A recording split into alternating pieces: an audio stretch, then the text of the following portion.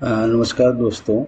नागरिक प्रक्रिया संहिता से संबंधित विशेष शर्तें हमने 7 तक आपको बताई थी और 8वीं बजाने जा रहा हूँ। लिखित पत्र रिटन स्टेटमेंट वादी के खिलाफ बचाव पक्ष का जवाब, जिसमें आरोपों को स्वीकार या अस्वीकार किया जाता है।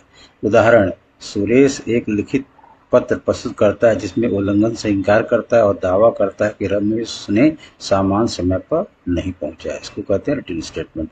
अंतर्विधानिक आवेदन इंटरलोक्यूटरी एप्लीकेशन, मुकदमे की प्रक्रिया के दौरान किया गया अंतिम अनुरोध। उदाहरण, विवादित भूमि पर निर्माण को रोकने के लिए एक पक्ष एक अस्थायी निषेधाज्ञा के लिए आवेदन दायर करता है जब तक मामला तय नहीं हो जाता।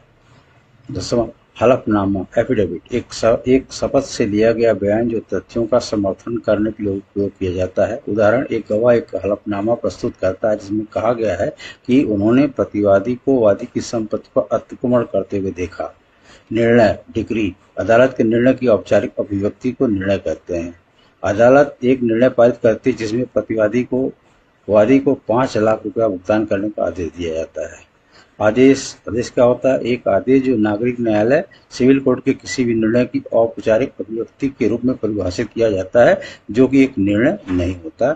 यह एक अदालत का निर्णय है जो एक मामले में एक विशेष विषय पर है, जो विवाद के मूल मुद्दे को हल नहीं करता है। उदाहरण के रूप में, एक आदेश जो परीक्षण के दौरान अस्थायी निषेधाज्ञा प्रदान करता है। दूसरा, अदालत दोनों पक्षों को 15 दिनों के भीतर दस्तावेज प्रस्तुत करने का आदेश देती है। 13वां, अपील, एक उच्च अदालत से एक निचली अदालत के निर्णय को पुनरीक्षित करने की मांग।